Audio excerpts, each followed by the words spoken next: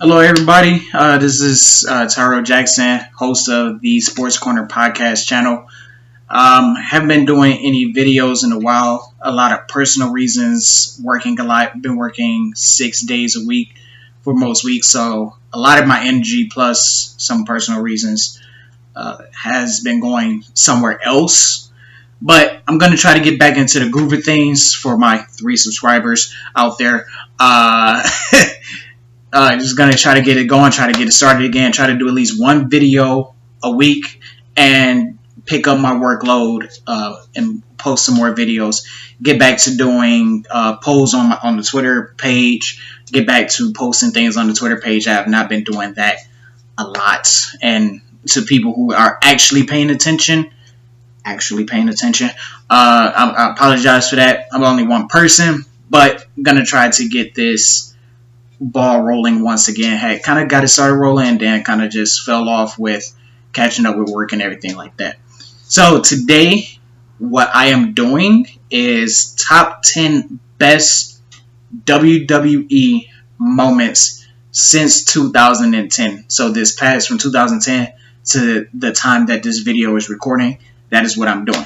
But I'm not doing this alone. I am going to be doing this with one of my closest friends and one of somebody who's very close to me, and is going to be a friend of the channel very well. I'd like to introduce you to my friend Christian Kennedy.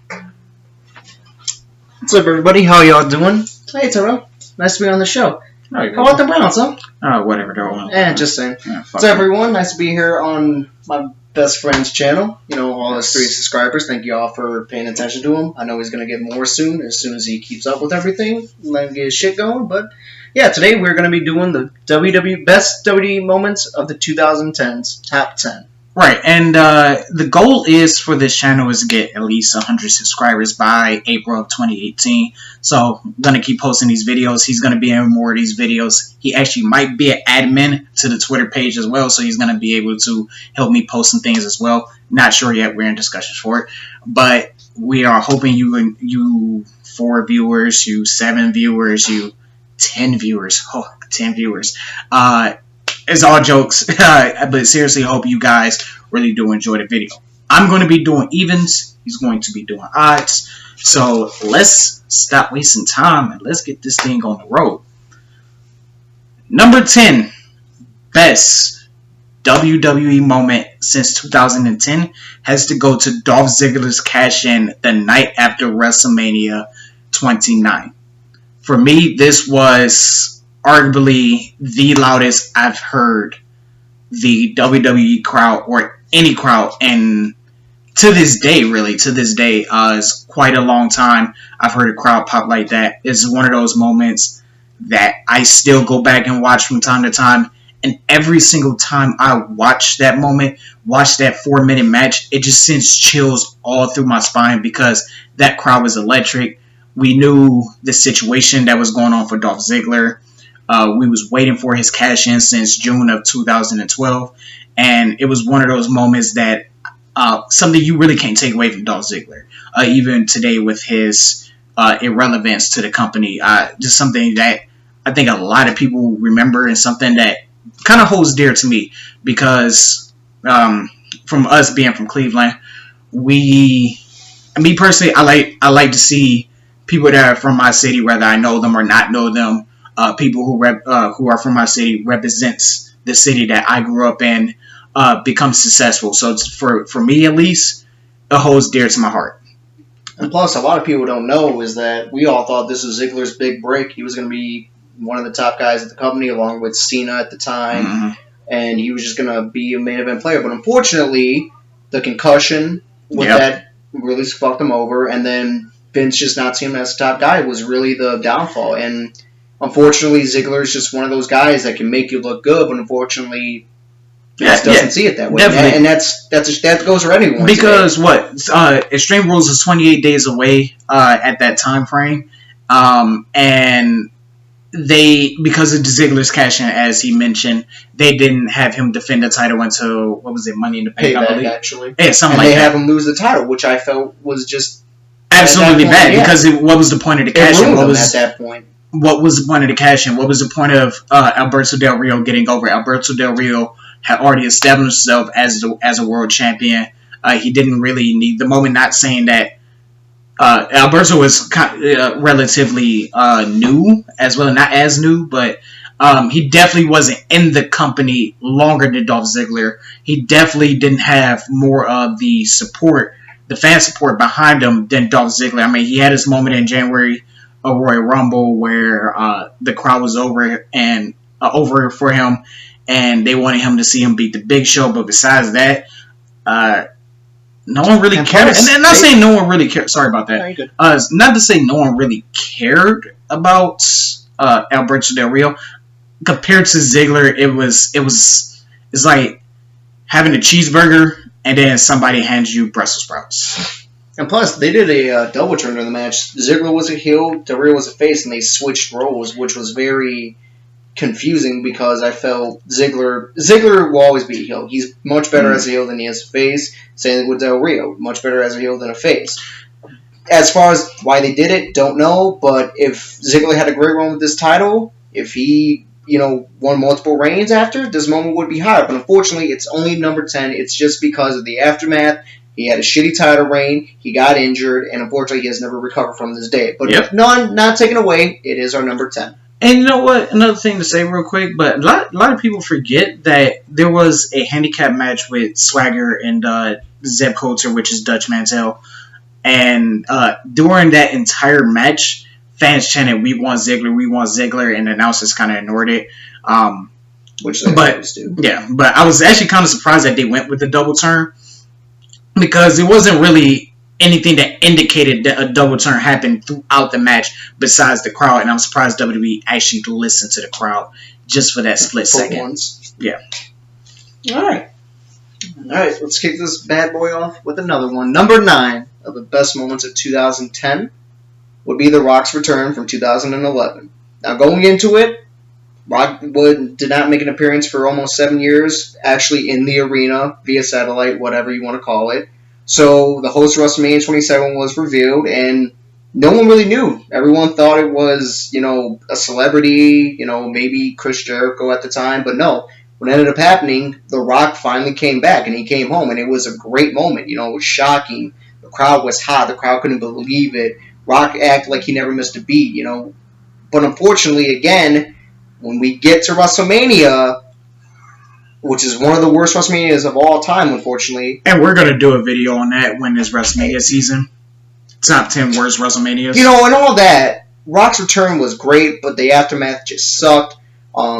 Yeah, you can sit there and say, well, the once-in-a-lifetime match happened. Well, unfortunately, it wasn't once-in-a-lifetime. Now, was it? Because WWE had to go and ruin that one dream match once in a lifetime just for more money and more revenue, and that's not fair. And the one I feel bad for the most was The Miz, because he was the WWE champion at the time. And yes, he had a shitty run also. But the thing was, he still has that spot of main eventing at WrestleMania, and no one can ever take that away from him. But unfortunately, he got pushed to the side because of Rock and Cena. And that just sucks, because that main event sucked, and the way it ended was confusing. Rock came out, and he basically screwed over Cena, setting up their WrestleMania match for next year. But Miz just looked like a nobody, and that's something that Miz is not. Miz has proven that he's definitely worth the company. And yeah, the Cena-Rock match was a great build-up. They had real, animosity, real life, heat between each other.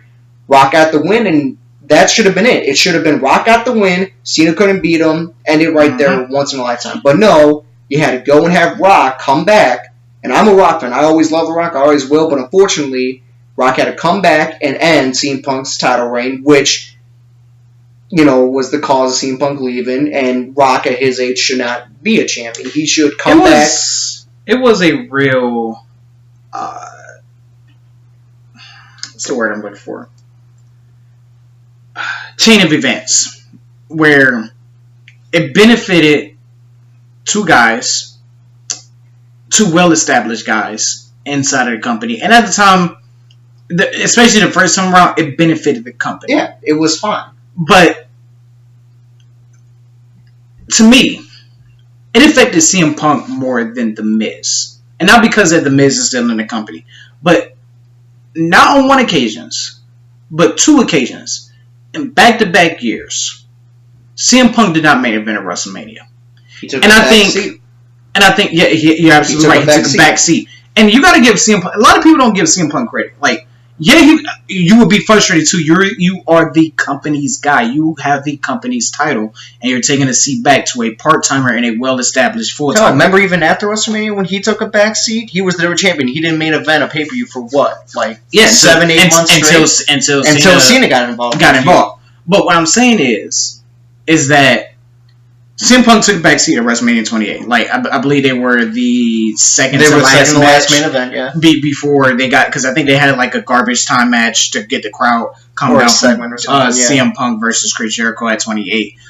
But it wasn't, I'm not going to say it wasn't, but it was one of those things that was just a big chain of, CM Punk didn't, and matter of fact, they ended CM Punk's 434-day title run, which that's a whole nother video in and of itself. They ruined that run just so they can have Cena versus Rock at WrestleMania 29 again, which didn't need the title. Like, if they wanted to do Cena versus Rock 2, fine. That's fine. Cena can get his revenge, whatever. That's cool. I don't think it's fine. But why for the title? I don't think it's fine. No, it's because, not fine. I mean, because here's the thing. Not leading up, but the year leading up to WrestleMania 29, they were selling DVDs saying this is once in a lifetime. They built up from WrestleMania 27, basically for 2 years, from WrestleMania 27 to damn near WrestleMania 29. They built up that Cena versus Rock was going to be a once in a lifetime event. They sold DVDs on his own about his documentary. The poster literally said it on it. Once in a lifetime. And then you turn around and WWE's like, well, it was a success the first time. Well, let's not do it again. Let's do it again. Yeah. There's some things you don't touch, and that was one of them. If worst case scenario, what a lot of people suggested, you should have had a triple threat match for the WWE title. So therefore, Rock, Cena, and Punk. So therefore, Punk gets his main event.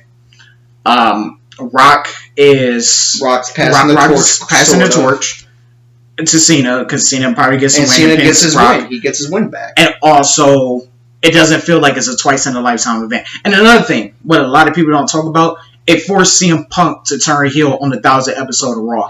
That's what a lot of people forget to talk about. True. Is because CM Punk was the hottest baby face from Money in the Bank 2011 to Raw 1000. He was the hottest babyface, and not only that, but his documentary DVD was coming out in the next, I think it was October of that year. His documentary was coming out, and they turned him heel 3 months before his documentary came out. It made no sense, and he did mention that. I believe he did mention that when he had his podcast with Cole Cabana, if I'm not mistaken. So it was just, it's a moment. It sounds like it's a worse moment. But it really isn't, because of the surprise factor that it did have. And we did get some good moments. Like, we did get the 2 Rock concerts. We did get Cena owning the Rock in Cleveland, which I was there in that event. That was pretty awesome to see it in person. We got some good promos between them. And then we also did get some good promos between Rock and CM Punk. Yeah. So there was some good things. It was a lot of bad things, but there was some good things. But it was one of those moments that did not get surprised that did not get ruined by the internet spoilers and deserves to be on there. Exactly. Right, so let's continue. Number 8. This is one of the most recent things on this list. A lot of these are obviously recent, but this is like kind of fresh. Recent, yeah. Miz's smacking talk promo. Talking smack promo. Talking smack. Thank you. No promo. Where he saying, I am the Intercontinental Champion. This is the best championship on this brand in the company. And it was something that put The Miz back into relevancy. I think after his WWE Championship loss, he had some runs here and there, but it wasn't as relevant. And plus, he was a face at that time. You know, Miz is born. There are a few guys. He wasn't a face at the time. Well, he wasn't a face. But I'm talking about when he had those few runs in the Continental Championship. He was a face. Yeah, and they gave him that. There are a few guys in this business that are born to play heels just for the entirety of their career. Miz is one of those guys. I can't see Miz saying, "Yeah, come and cheer me. I'll kick." Miz is that guy that you want to be the heel. Yeah. And this Talking Smack promo made him that guy. The worst thing about Miz's face turn, real quick, was Ric Flair giving him the figure 4 leg. 3.5. Yeah, the figure 3.5, as I like to call it, the figure 4 leg lock. But it was one of those things that I was once again, Miz is from Cleveland.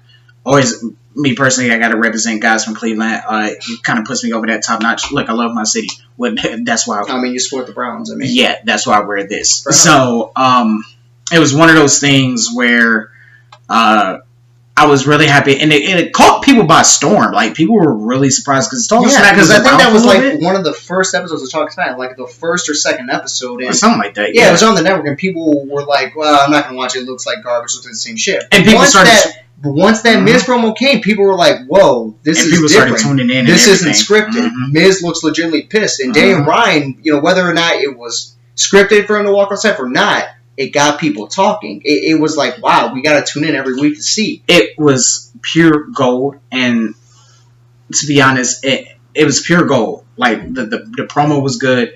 The promo was excellent. To me, is the Miz's best promo of his entire career. Like, no doubt about it. And that's probably because it wasn't scripted. Probably because he let loose all this frustration. And it's a shame that they canceled Talking Smack. And the reasoning behind it was because it wasn't scripted. That's the whole idea of it. The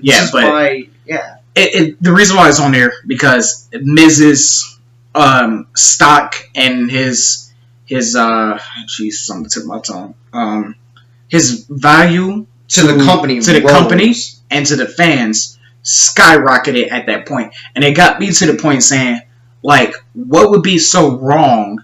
And this is my problem of me personally thinking of pushing guys to the main event spot. But what is so wrong with having the Miz as a WWE champion again?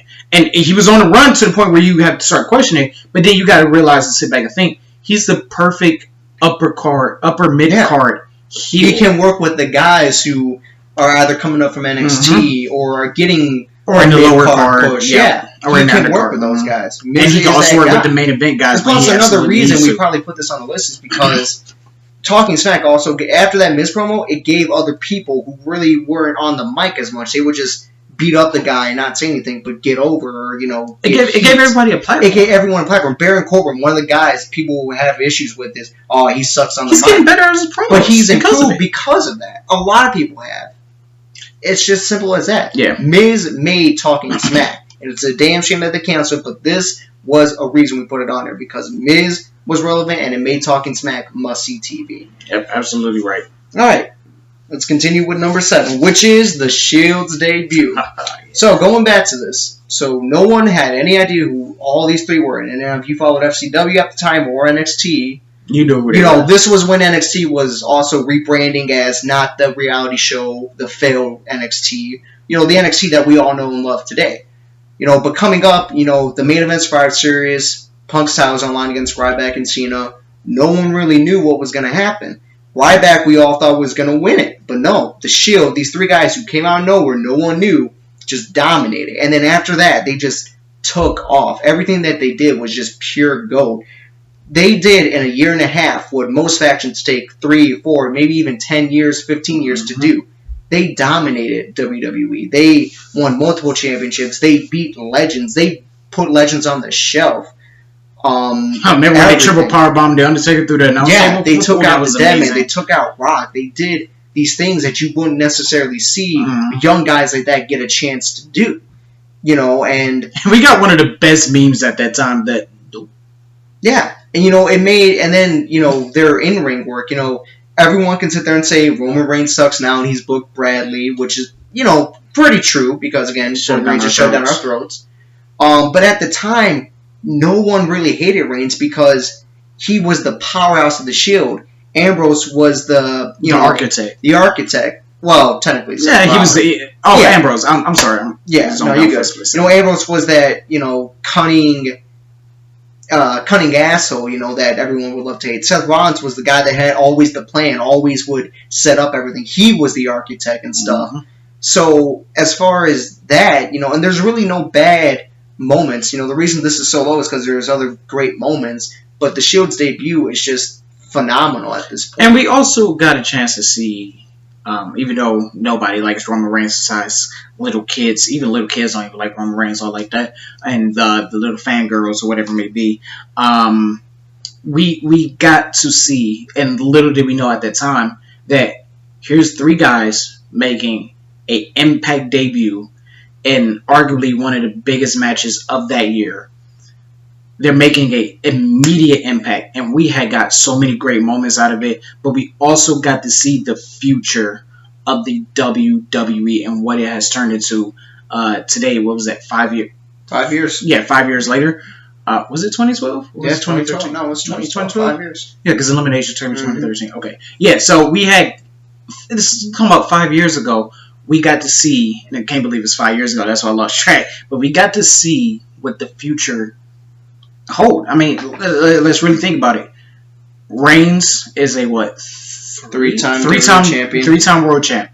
Rollins is a two-time champ. Ambrose is a former champ.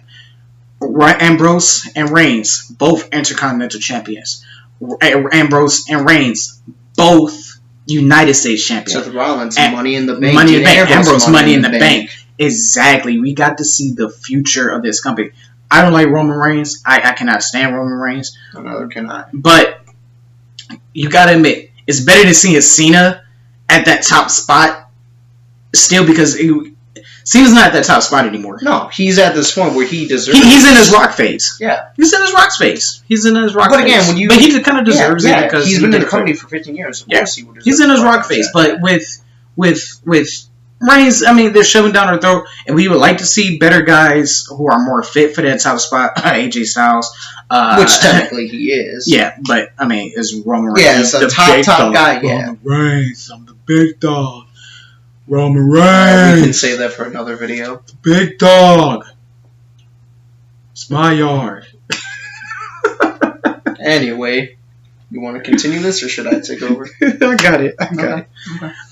Number 6 is Seth Rollins cashed in at WrestleMania 31. Talk about a great moment. This moment, outstanding. Now, let me just say this first. Lesnar versus Reigns at that moment would start, hate him or whatever it may be, everybody was on their feet before Rollins came out. Shit, Reigns hit that second third. We all thought. We thought like, damn, like, they give it a Reigns. Yeah, but then once Lesnar kicked out, you didn't know what was gonna happen. And then you just hear, and it's like, holy shit. And then you really think about, and you also think about the significance of it. The first time ever, and the only time ever still, someone's cashing in at WrestleMania and actually won. It was unique cashing, because usually it's after the match or it's like and and that's the thing. It was in the match. That's another first. And made it a triple threat match. And even though Rollins was in there for 2 minutes, he still made that match memorable. It was outstanding. It was a WrestleMania moment. Mm-hmm. Like that's one of the top 3 WrestleMania moments, just because. And to see Rollins holding up the title like this and looking at it at the end of the show, oh my goodness. Now, unfortunately, the reason this is not higher is again the aftermath. His title run was absolute shit. Now his matches, however, were great. Cena, was putting on 4-star, 4.5-star matches. Broke Cena's nose during that time. Broke Cena's nose. Cena still finished the damn match. That's a tough SOB right there. But as far as Seth Rollins having a great run, yeah, it was a long run, but was it a great one? No, because he was. It could have been better. I wouldn't say it was absolute shit. I will say there were some good parts, but again, but it was a lot of. It was some. The thing I hate with WWE when they book heel champions is that they book them the same way. Always lose matches on TV. Then the pay-per-view they win. It's like that's not good booking. You know what? I will say this though. This. Not only was the moment great for Seth Rollins, but this was my favorite Michael Cole moment of all time, when Michael Cole sat back and said, Seth Rollins just pulled off the heist of the century. Yeah, and that is one of the best sound bites in WrestleMania history. A lot of people don't give Michael Cole credit. Like, he's been in the company for 20 years, and I get it.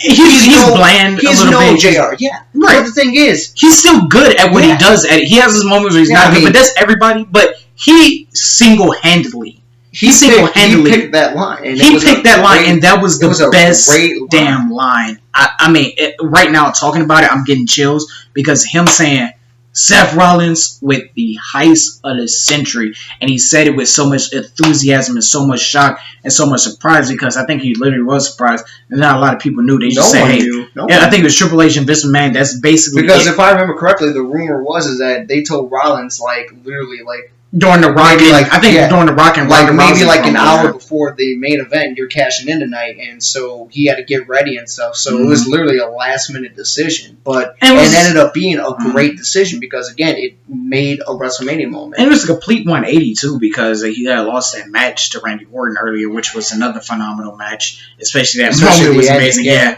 but he still had looked strong in WrestleMania, so it made it that much more meaningful, yeah. And plus he cost Reigns it, which added another thing with the Shield. Yeah. It continued that Shield. And Brock Lesnar still looked strong because Brock Lesnar and he didn't get pinned. Yeah. Yep. Yeah. All right. So probably the most controversial on this list, and critics, go ahead, comments. You can say this is not right. This is not a great moment. This should be higher on the list. It should be higher on the list. It shouldn't even be on the list.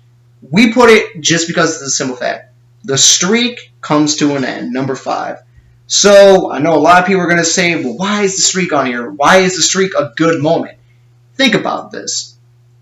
Who else could have ended the streak besides Lesnar? Lesnar is a legitimate UFC fighter. He came back to the company 2 years before that. Who else could you have really given it to? And yes, at the time, you think it was a bad decision. Why would Taker lose to this guy? Think about what it did. First off, the shock value. No matter what, it's still going to be 50, 30, 40, 100 years from now, 30 is still around.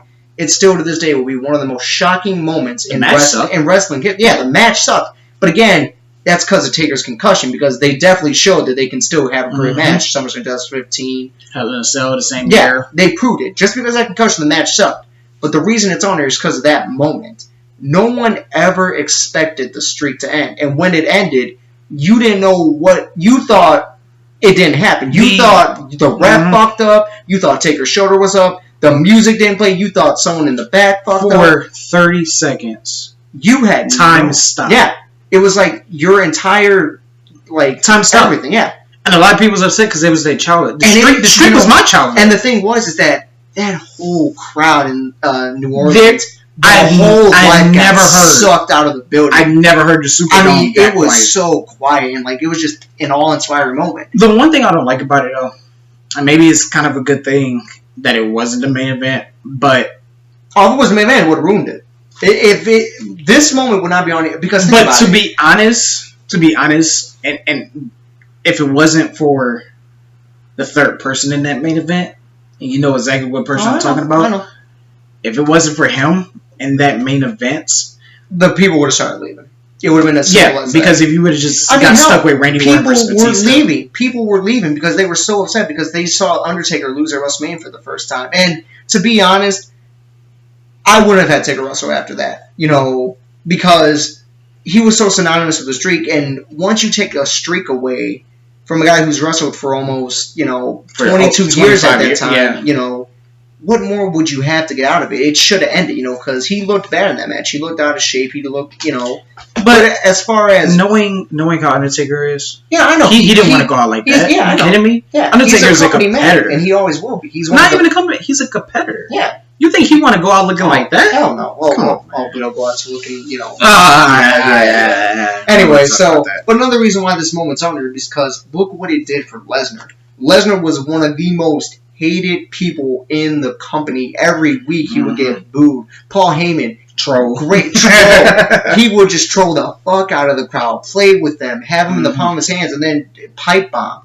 And also it made Lesnar credibility. Lesnar had credibility, but after that streak ended, look what he did. He destroyed Super Cena. No one saw that coming. He destroyed Super Cena, became champion. And Lesnar gets a lot of shit. And it led up to our last moment. It led up to the cash-in. Yeah. Because Lesnar got put on the title got put on him at SummerSlam later that year. Lesnar went on this unbelievable run, and it's going to be on our other video. I'm going to just spoil it right now. I'm going to put it on there. That's why I hated Goldberg burying Brock Lesnar in a minute and a half at Survivor Series last year. Yeah, I do agree. I hated that because to me, it felt like and I'm giving a little preview for the next video, but to me, it buried The Undertaker, it buried the streak, and it buried Brock Lesnar, and it buried everything that they built. That's why I hate, and just go off subject, I hated that moment so much. I hated that moment. And that's why you just don't do it. Oh, yeah, well, Lesnar had got his moment at WrestleMania 33, blah, blah, blah. No, screw that. Like, it buried the streak. It made sense for a guy coming up young to have Lesnar beat. Because if a young guy beat Lesnar, guess what? Because that moment he was also, undefeated, and yeah, you can say DQ victories or whatever. No matter what, he was still undefeated at that time. For going 2 years, no one could defeat him. I don't even remember the whole Giant Gonzalez match. Don't nobody give a damn about and that's that. the thing. If Lesnar would have lost to a young guy, guess what it would have done for that guy? Someone got a clean-ass victory off of Lesnar. Mm-hmm. That guy skyrockets to the top. No, we give it to Goldberg, and we bury the streak. Yeah. But the streak, nonetheless, in not just WWE history, but in wrestling history as a whole, the whole wrestle landscape was changed forever. It was in shock. Everybody was in shock. It didn't matter what company you worked for at the time. You knew that moment happened, and it was unbelievable. And the world has stopped. It was crazy. It was ridiculous. I actually remember you texting me. Yeah, because I wasn't allowed. I called you. I literally called you, and I said the streak ended, and you told me, "Oh, please, you're trolling." And then as soon as you started seeing Facebook, you called me back and said, "Are you dreaming?" Right I said, "What the fuck?" Yeah, that was the first month because I couldn't go out. I forgot. Yeah, and I forgot why I couldn't go out. My mom was I didn't pay attention to the match because I thought it was the match was boring. Then when I go back and watch the match, and also it was predictable. You expected Taker to win, and when Taker didn't win, everyone dropped their phones. Everyone dropped the fuck they're doing. It was another thing that was kind of like it was built up in a sense because everybody's like, "Oh, who's gonna be that guy to break the streak? Oh, is the streak gonna end?" And it came up so close, but. When it happened, and some people was wishing that it would happen. Some people was wishing that it was happening. Yeah, but everybody that wished it, and I was one of those people that wished it would happen. I was like, dude, let's just end the streak. Let's have Undertaker in the streak. Give it to the right guy. Let Undertaker streak go out, and let's do it. And I think they gave it to the right guy. I think it would have been better if they would have did a younger guy that they was pushing to the moon a year before that, or a year and a half before that. But I think overall they did give it to the right guy. But when it happened. Also, the Undertaker shot guy, he was cheering for Lesnar to beat the streak. That's why he did that shot face, because he couldn't believe it. And when Lesnar walked out of the ring, he was so hyped because he saw the streak end. But he also gave respect to Taker because he doesn't want to see it end. But when you're a fan like that, 21-1. It makes great moments. On that and it only should have been 21-1, not 23-2. Can we? Yeah, we'll get to that in another video. We'll get there. We'll get there. I really want to get. We'll all have a whole list. So let's move on to our number 4. Number 4 is later on in that match. Later on in that night, actually, the match that saved the night. Exactly. The moment that saved the night. WrestleMania. Daniel Bryan, and actually, I'm gonna say the whole night for Daniel Bryan. 2-1. Why not? Well, also also being the opening match, having a great. It was a good opener. And yeah, a lot of people will say Triple H is great, but also think about all Triple H's matches that he's had that are great. Always has some sort of stipulation. It was one of those matches that didn't. And it didn't. And when Triple H lost cleanly and he put over Bryan, you actually were like, "Wow, he actually did it." Yeah. And it was a great moment. But then the Authority always get, and that's the build up. And also remember. Bryan was never supposed to be a part of that fucking match. They wanted Daniel Bryan, the guy who was the most over guy in the company, even more than Cena at that time. If CM Punk did not walk out, we don't even get this moment. Yeah, we don't get anything. The beautiful thing, and I think that's more Vince's fault than Triple H, because Triple H actually was like, "That's stupid. Why would you have me face CM Punk when this storyline is with Daniel Bryan?" And the crowd is completely invested in it. Everybody, you tuned into Raw every single week to see what the Authority would do to Dan Bryan and vice versa. Now, granted, the Authority ran its course, and it should have ended years before it did. But the thing was, that's the one storyline you were interested in seeing. Daniel Bryan overcoming and being the Authority. And then remember in the beginning of the year they turned him heel with the Wyatt family, and then had him turn back, and everybody went absolutely insane that he turned back on the Wyatts. But it was stupid that why turn him on the first place? He's no storyline company, and they wanted to sour sour his run. It didn't work. No, Daniel Bryan was one of those things where no matter how bad Vince McMahon tried to, or whoever was, you couldn't. It was too much. Like Zack Ryder had momentum, but they found a way to stop it. They found a way to stop it. You couldn't stop this. You couldn't stop this. Are you kidding me? It was literally going in colleges. Everywhere you can find, they were doing the yes chant. They still doing the yes chant to this day. And when you're over like that, and the top guy in the company, puts you over in a SummerSlam match, which was a great match, put you over in a company, you feel, wow, this is his time. But no, that got ruined because they didn't trust Bryan.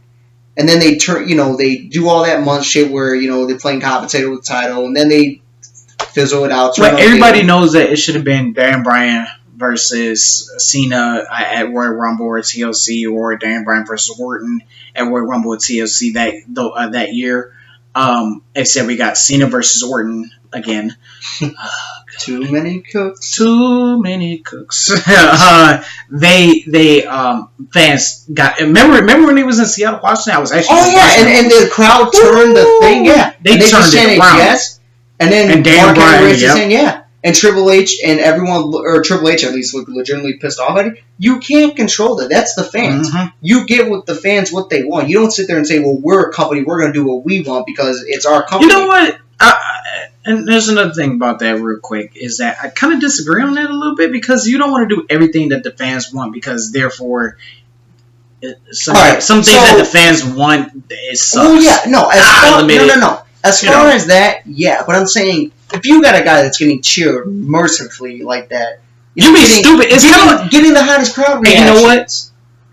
And that was what, 3 years ago? 3 years ago, yeah. This is what's making me afraid about today with Braun Strowman. Braun Strowman is getting a similar reaction, and I'm afraid that they're going to mess it up because they got to put over Roman Reigns. Well, to me, Strowman's momentum got halted when he lost to Lesnar. Granted, yes, we all knew he was going to lose, but the thing that pissed me off in that match was the same reason that Joe match. It only ended in 1.5. I'm afraid, though, because the guy that should be winning the Royal Rumble without a shadow of a doubt right now. This is what's wrong. This is what's wrong with WWE. They want to do. Who's going to win the Royal Rumble this year? Most likely Roman Reigns. Which what he'll be? Let's see. He'll be in the top 4. I don't want to get this. We'll get into it another video. But as far and plus, when Daniel Bryan won that title, that crowd reaction was absolutely godlike. And then see his sister and I think his nephew or something like that. Yeah, and it made you feel like, wow, if Daniel Bryan can win the title at Mania, you feel like you can do it too. You can do it. And Daniel Bryan's that ultimate underdog, and unfortunately, the reason this not retired is because it started the downfall of him, and it wasn't his. Well. No, it wasn't his fault. It was bad timing. He lost his father the week after, which sucked for him. Then his neck injuries. Then he came back and he got injured again, and then he had to retire, unfortunately. And now it sucks because we're in a period where WWE has, the best roster they've ever had. Unfortunately, and they need a guy like Daniel Bryan. Unfortunately, they don't know what to do with that roster, and it just sucks because Vince. Kevin Dunn don't know what the hell to do with that roster. But nonetheless, it made for a great WrestleMania moment. People got emotional. Again, it saved the night. Not to say that WrestleMania was bad. It was a great WrestleMania, but after that streak, nobody, if Daniel Bryan wasn't winning that match, nobody would have ever talked about that WrestleMania. But other than that, it was a great moment. All right, this is your turn. Yes. So speaking of another top 3 now, here we go. All right, so we talked about the debut of the Shield. Let's talk about the fall of the Shield. The man who turned on his brothers. The architect, the man, the future, Seth Rollins heel turn against the Shield. Coming off that, nobody expected that shit to go down. It was the night after they defeated Evolution for the second time. They're all in the ring. And you were thinking, well, what can the Shield do next? They weren't going to do shit next because when Rollins hit Reigns in the back, you were like, huh? And then you also looked at it like, did I just see that? And then you didn't want to believe. You had to rewind it. You thought it was an accident. You thought, no, he might just did that for fun, just fuck with them. Ambrose's face sold the hell out of that. And then he just beat the holy shit out of them. And it made for great television because you couldn't believe that Seth Rollins was with his brothers for 2 years and he sold out. He bought in, is what he said. He didn't sell it, he bought in. He bought in to the authority, and it worked for him because also the reason this moment is so high, Look, the Shield were, all three of them did successful, but look what it did for them even more. They all got a run at the top with the title, the actual title, before they split the brands. I hate Roman Reigns, but I will say this: Ambrose had the worst run. I agree. Because, well, and it was just bad booking at that time too. But also look at what it did. Rollins won Money in the Bank. He had a great cash in, which is in another moment. He had phenomenal matches. Reigns ended up winning the Royal Rumble. We'll get to that. We'll get to Reigns. Oh, trust me. I feel like we can make a top 10 Reigns moments. Just Roman Reigns ruins everything. That's it. It's over. And that's sad because it's not even his fault. Sometimes it is, but it's the booking. Anyway, some fans don't like it. Yeah, well, we don't like it. Anyway, going back to this though, the heel turn just made a lot of people were like, well, could the show have done more? Yes, but maybe it was the right time, and it was the right time because Seth Rollins, great singles wrestler, Dean Ambrose, singles wrestler, and even though I can't stand Roman Reigns, he has shown that he can wrestle. A lot of people say he can't. I mean, his match with AJ Styles, he was going in the ring with the best in the... AJ Styles can make a broomstick look like the main event player. But come on. You see his match with James Ellsworth?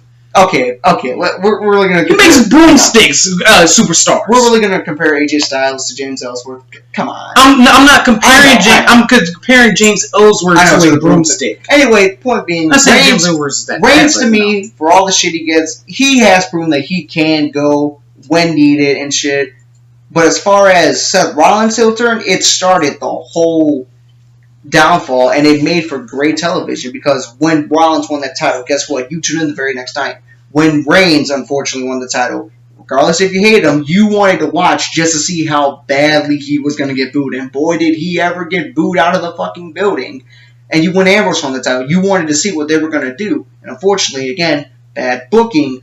But it made for a great moment. It made for great television. All three of them are still successful, and they're still capitalizing on it. They just reunited the Shield, and guess what? And they built that reunition. It's successful. I don't even know if reunition is a word. That's stupid. Reunited. Yeah, whatever. Anyway, long day. They reunited the Shield based off of Seth Rollins' heel turn. And it's something that they're still benefiting from to this day. Yeah, and I agree. And it's still working today, and don't break what you can't fix. 2. We're down to our last 2 people. Number 2. I think this video went long. 42 minutes. Oh, jeez. Number 2. CM Punk. Dude. The Summer of Punk. There were some good things. There were some bad things. But it ultimately led up to 434 consecutive days as your longest reigning, defending, undisputed WWE champion in the last 25 years at that time. The crowd was absolutely hot. And let me just say something right off the bat. The reason this was good booking as well. Because the things that WWE let CM Punk do, well, they didn't even have to let CM Punk win the title. I think certain things were rushed during that time, but they didn't have to let CM Punk. They could have had Cena win the WWE, defend his WWE championship, and the rest is whatever history, and we don't know how that booking could have went. And for real, it would have killed CM Punk, even though they kind of tried to do it with Del Rio's cash in, then the whole Kevin Nash thing, and then him losing to Triple H at Night of Champions. But that's a whole nother story.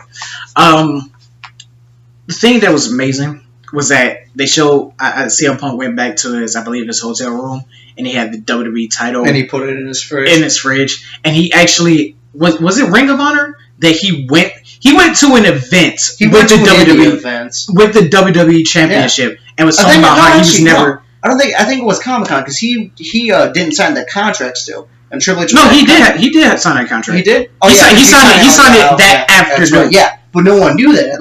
Yeah. So he showed up. And everyone's like, if WWE really wants to be secretive to this day, they really could, because didn't nobody know. And at the time, I didn't know him, and I was watching it with 2 of our other friends. Neither one of us knew him at the time, but we all sat down and watched the whole event together. We watched that match together. Matter of fact, I just watched that match last week, and it was one of those things where when the match is over, Punk kisses the title goodbye. He runs out holds the title up like this, then he runs out the door. It was one of those things where it's like, whoa, like, what is going to happen? Like, it had left so many questions. You didn't think, where's the WWE title going? Is there going to be another one? You also got to think about it all around, too. I mean, it was in his hometown, Chicago. Of course. But they could have still had Cena lose. I mean, geez, they screwed over Bret Hart in his home country. I mean, they tried to screw with Punk, screw job, but it didn't work because Cena. And you also got to give credit. Again, a lot of people hate Cena. It's booking, but still, I get it. But Cena made Punk as Punk made Cena. That match is still going to be... That rivalry is one of the greatest rivalries of all time. It's just because the chemistry, you know, again, a lot of people say Cena can't wrestle. Cena has proven countless times that he can. Kevin Owens, AJ Styles, Punk, the list goes on and on and on. I don't agree with this, but okay. Anyway, different opinions, but still, like I said, Cena made Punk as Punk made Cena. They had great chemistry. That entire match... You didn't know what was going to happen. And when that happened, when Punk won, your jaw dropped. And you were like, did that just happen? Are you kidding me? The WWE Championship is not going to be it. You didn't know what was going to happen. And another thing was that the match was like, it was perfect. It was one of those matches that was perfectly paced. They played with the crowd. It started off slow. They played with the crowd. You got to the middle where it was like, you started to get it. And then the ending, like... You don't know who. After that second AA Cena hit, you thought it was over. And then he kicked out. You were like, okay, I don't know who's going to win. Yeah. And when he won, your jaw dropped. And remember, they kept switching back and forth between the STF, and I hate Cena's STF so much. They switched back between the STF and the kind of vice a couple of times as well. And that was great. That was great. This was a great match, but the moment was just absolutely outstanding. It led to some good things, like CM Punk's run at 34-day title run. Kevin Nash. Rey Mysterio's 2-hour title run. Triple H. Anyway, but it also led to the longest reigning, undisputed, defending championship reign of all time. In the last 25 years. At that time, unfortunately, it had to end in part-time. It still is. It's actually the longest in this. Hey! But you know who's going to break that record? The big dog, Roman Reigns. Believe that. Shut up. All right, I was just kidding. All right, but before we get to number one, what did you about to say real quick? No. Okay, so before we get to number one, we're gonna unveil some honorable mentions. We're not going to go into detail about it, but we are just going to go ahead and list it anyway. So honorable mentions was Nexus Invades Raw. Dan Bryan versus Sheamus at WrestleMania 28 because of what it built up to on one of our... It was a start. It was a start. It was basically the start of the Yes Revolution. Edge's return at the Royal Rumble of 2010. Thank you. And AJ Styles' debut. The reason why AJ Styles' debut did not make it on here, to me, in my opinion, he has a different opinion, I believe, but in my opinion, it's because of the stupid camera work that he did. The show Roman Reigns looked like, what? Who? Who? You know... Oh, I'm the big dog. I feel like half this video is going to be us bagging Roman Reigns, but whatever. It makes for great entertainment for our viewers. Pretty sure all these viewers take Roman Reigns. It's just as much. Number one. I have the floor, that's right. The greatest moment since 2010, and what really set a chain of events that is still being affected to this day. Some of these moments are still being affected to this day, but not as much as this one. Not as much as this one. And that would have to be April 2nd, 2012, I believe. Raw after Mania. Very ending of that show, Cena called out The Rock, and who returned? Brock Lesnar. I mean, no one. First off. No one ever expected Lesnar to come back to this company. The way he left, you could have never said Lesnar's coming back to the company. And I feel, again, the only reason he did was probably because of the money, but also, maybe he generally does care. I know he does, because, he sees business. He likes business. When he cares about that money. Yeah. Reason he lost to Goldberg. What was it about? Money. He saw a program. He saw money with it. Regardless of what his opinion is about it, it was money. Brock loves money. He saw money. He saw everything. And plus, look at what Lesnar's all done. What is he? A former World Heavyweight Champion. Universal Champion currently. He's had great matches when he wants to with Cena for his first match, even though the wrong guy won, which was stupid. He had a great match with Punk, which is still one of the best matches I've seen. Just recently, AJ Styles. I mean, hell, everyone thought that match was going to be a squash. And it also led up to the streak. It led up to him burying Cena at SummerSlam 2014. Led up to that cash. It led up to the cash in. It led up to Lesnar versus Undertaker at SummerSlam. Led up to that Hell in a Cell match. It also led up to Goldberg. Oh god. It led up to Suplex City, bitch. Also, there was a lot of things with Brock Lesnar, because if Brock Lesnar doesn't return, who breaks the streak? True. Who breaks the streak? The man that's behind the number 2 possibly breaks the fucking streak. Can you imagine Roman Reigns breaking the streak? I don't even want to talk about it. I'm gonna get pissed. Yeah. We'll save the pissiness for another video, shall we? It's arguably Lesnar coming back changed the landscape of the company, and it is true what they say. Brock Lesnar is a main attraction. People get on him because he throws suplexes. He's a part-timer. But when you mention Brock Lesnar, you're like, I'm that watching. dude is a beast. That dude is look at all his ungodly. Dude is amazing. UFC former heavyweight champion. He beat a legend of the business. It was like his 4th fight. The only thing Brock Lesnar really failed at was the NFL. That was about it. But he ain't a failure. Man, Brock Lesnar is only guy to hold NCAA, UFC, and WWE championship. Yeah, that's astounding, and I think that's something that won't be done. I'm not gonna be one of those people to say it's not gonna be done again. It's gonna be one of those things that's not gonna be done for a long time. Lesnar, man, he's the one. I don't care if he can throw 30 suplexes. I don't care. Lesnar's one of my favorite guys in the company.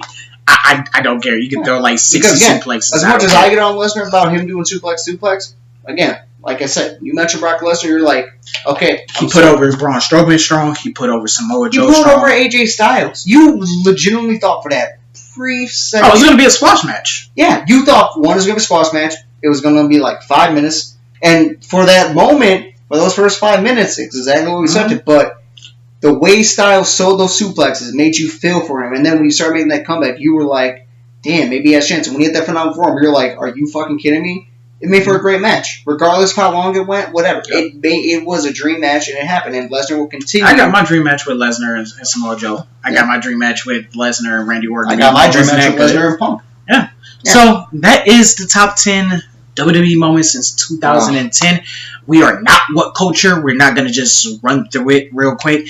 We like to go in details because that's how we like to do it. I mean, we still love What Culture, don't we? Yeah, of course we still love What Culture, but I know there's going to be people in the comments like, oh my god, this video is too long. No, it's a reason why it's a video podcast, but it's a reason why it's a podcast. But I want to thank we want to thank each and every single one of y'all for watching the video. Hit that like button. Go ahead and comment, subscribe, hit the little bell so you can get notifications when I actually do upload a video. Whenever that will be. And I'm presuming that our next video will be, unfortunately, it's going to be probably... It is going to be our next video. Yeah. Top 10 worst WWE booking decisions of the 2010s. Oh, wait. Are we doing 2010s or just... From 2010 all the way to 2017. I think doing something more recent is the way to go. Yeah, get ready for that one because that one is going to be an absolute doozy. So thank you for liking again. Thank you for watching again. Like I said, like, subscribe, comment. And also follow us on Twitter as well at the Sports Corner Podcast 1. The link will be in the description. As well, I'm going to try to find each and every single one of the videos from the top 10 moments and put those links in the description as well. Thank you all, and y'all have a blessed day.